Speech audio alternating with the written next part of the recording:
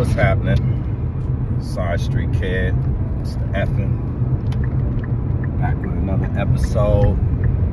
Side Street Stories. I think it's episode 23 at this point. It might be 24. I'm not sure.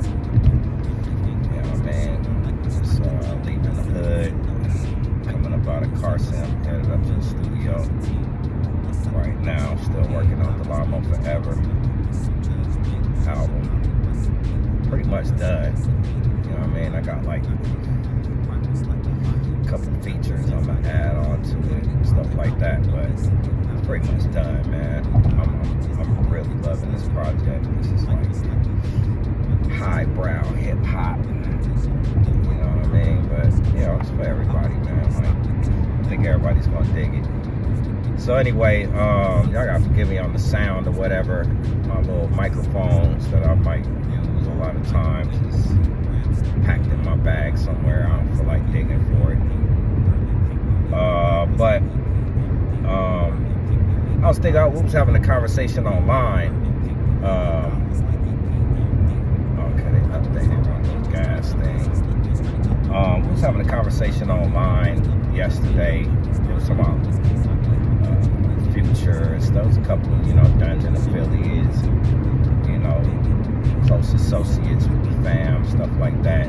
So just chopping up and some of my Future, whatever. And it made me think about a story from, let's see, what was the year? It was early on, man. It was probably 07, 08. Something like that. I'm not even sure no more. It was right about the time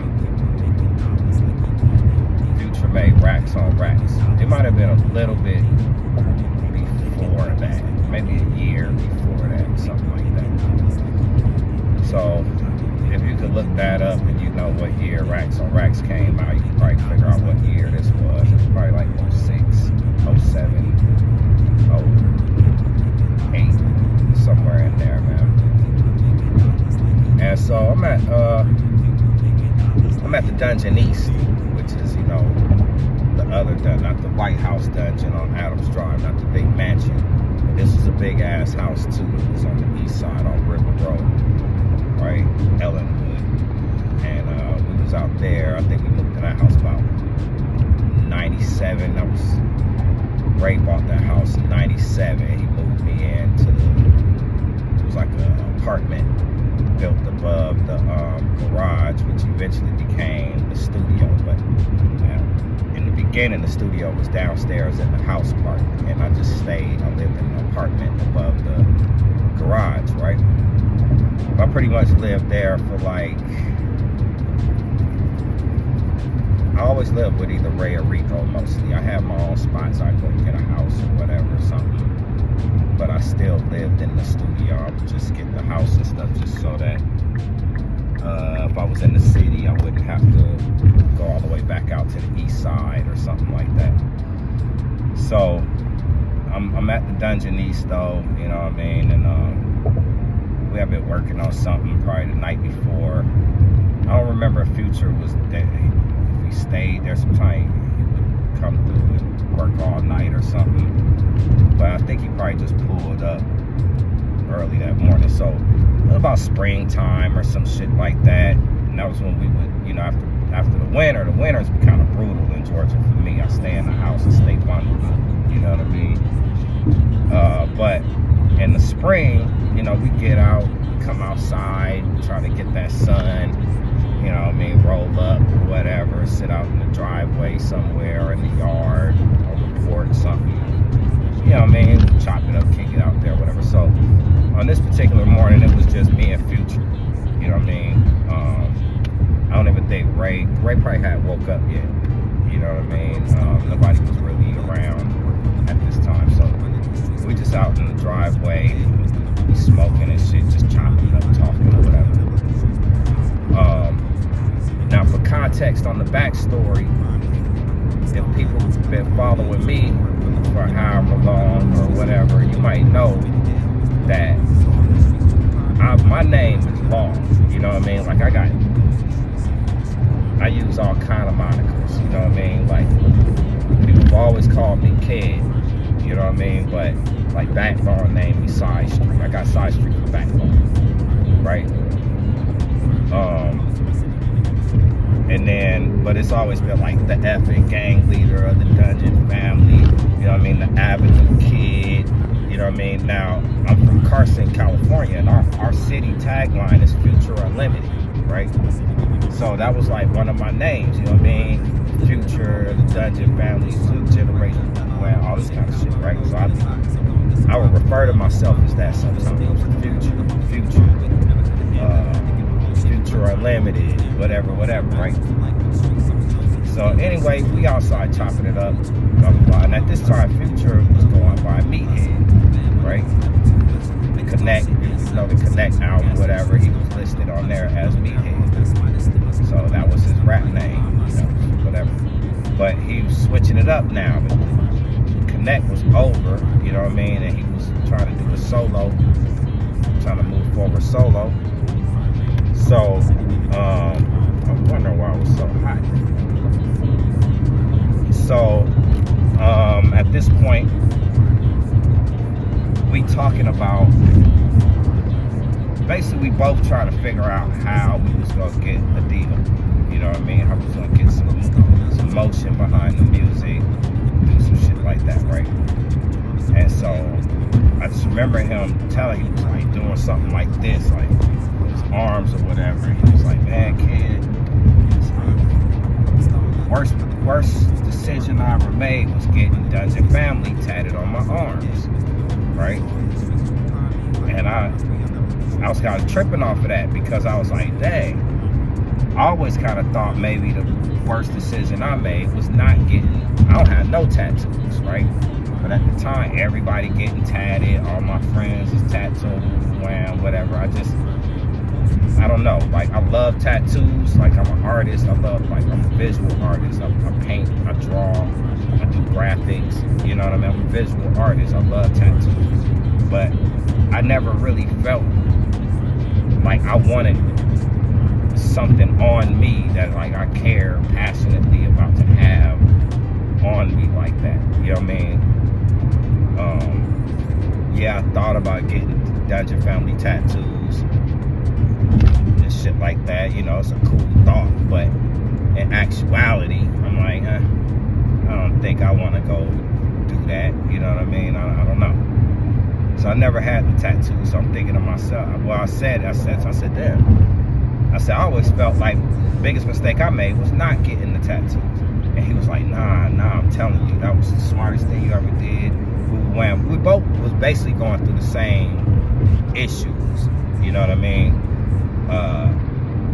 We getting them deal offers, we right there, everybody want to fuck with us, they loving the music, whatever. Then they would find out that I had an affiliation with Dungeon Family already, and then they would become hesitant about signing because they don't understand, they don't want to step on nobody's toes or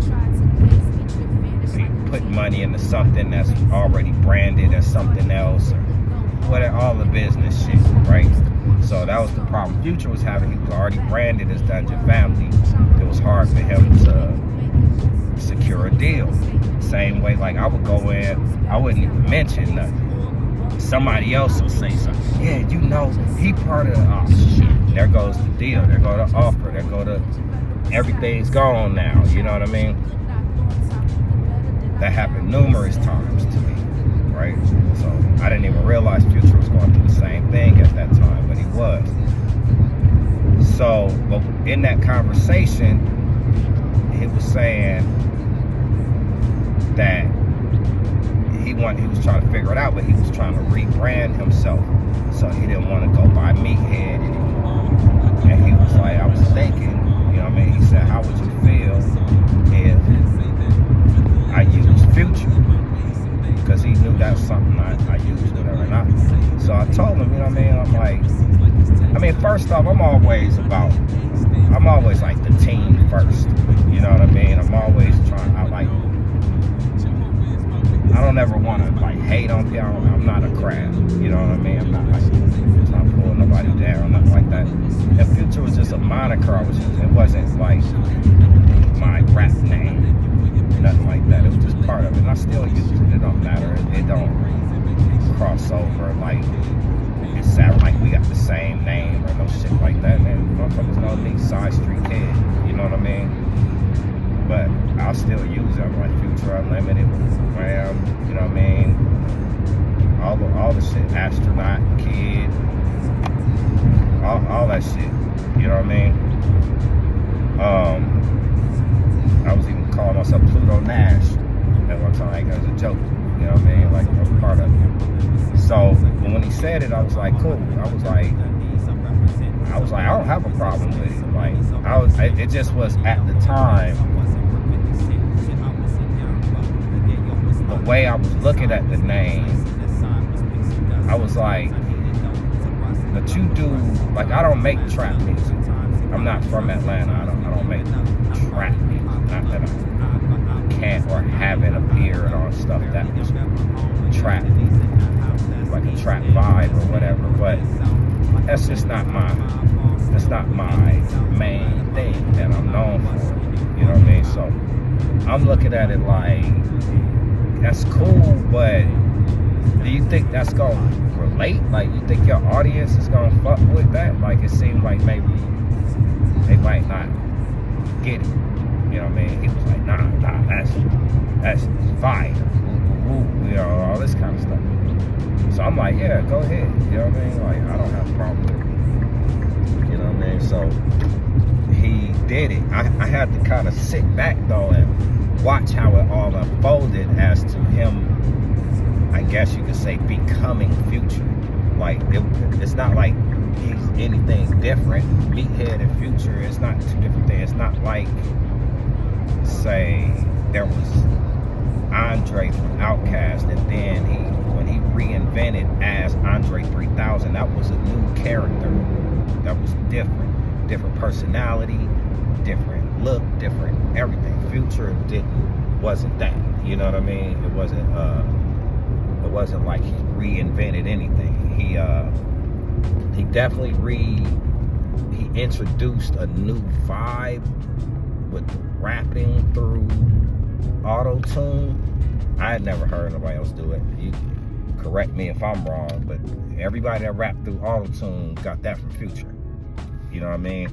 You had T-Pains and stuff like that was singing with the auto-tune. But I had never heard anybody rap with it until Future. And after that became the style. You know what I mean? It's like, now people just automatically expect the rapper to be with auto-tune because of that. So, you know, I watched it develop, I guess, as far as popularity after Racks on Racks, because he left for a minute. He went to, like, I said it was like St. Louis or something. You know what I mean? I believe it was St. Louis. He was there for a minute too, like a year or more, a year or two. He was in St. Louis. I didn't see him much or whatever. Then when he came back, he pulled up. By this time, I think Rico was staying at the dungeon as well, at Dungeon East as well. So, you know, everybody's like, yo, Future about to pull up. You know what I mean? You heard that new record he got, and I had been moving around too. I had been out of town or whatever. So I was out the loop as far as what Future was doing in St. Louis. So he pulled back up and he had a record. I want to say it was just me, him, Rico, and Ray. When he pulled up, I think he brought somebody with him. Like he might have a girl with him or something. But he played that Racks on Racks, and I'm like, yep, that shit is out of here. That shit was so fire to me when I heard it. You know what I mean? And after that, it was Dirty Sprite, and it just, you know, took off from there. Like shit was out of here. So yeah, I guess that's the story. When people be like, or if I say, you know, Future got the name from me, blah, blah, blah. It's not like I necessarily named him, like, yo, you gonna be Future. I don't know what, blah, blah, blah. But it's just the fact that it was my name. I was using it. He asked if I could use it instead. Just like, that was just being out of, like, cool as fuck with me. You know what I mean? Because he really could have just took it. You know what I mean? Could have took it and used it. I wouldn't have said nothing anyway. You know what I mean? But yeah, man, respect the Future. You know what I mean? Like, I fuck with Future heavy. You know what I mean? It's not like a music thing so much. Like, I don't run after him because he's some big star now, or like I'm trying to get or something or nothing like that. You know what I mean? I got records with him from when he was Meathead. I think I got a couple after he became Future, but we never really finished nothing. It was just mostly just us vibing out in the studio and stuff like that. So we never put nothing out. But I always fuck with Future, you know what I mean? As far as like, you know, I used to go to his grandmama's house in Kirkwood and go fuck with him, you know what I mean? We sit over there in the cul-de-sac in the dead end and shit. And, you know, I'll be over there writing rhymes and playing beats, pull up the beats and shit. I used to really become, you know, because it was a trap. The Kirkwood was a trap. I used to go over there, you know what I mean? If I needed to pick up something or whatever, just kick it. Even if Future wasn't there, you know what I mean? His sisters and shit like that would be home. I could fuck with them. He'll tell them, yo, kid, if I pull up, grab whatever for him or something. You know what I mean? Shit like that. And that was about it, man. But I guess with him being Rico's first cousin and I'm Ray's first cousin, we always had more of like a insider connection or some shit like that, but you know what I mean?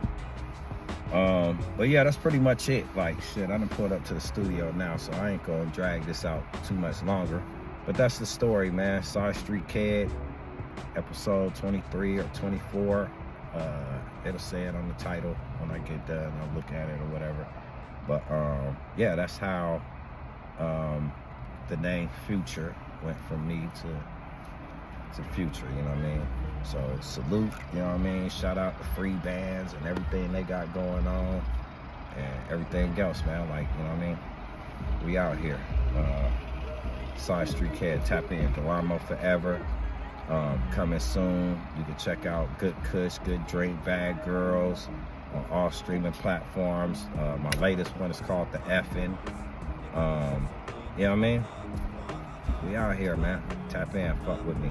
I got plenty of shit. You can go back and watch other stories too, you know what I mean? I got over 20 of them now. I'm gonna just keep going. So, yep. You know what it is. And I'm out. Controversy gang leader.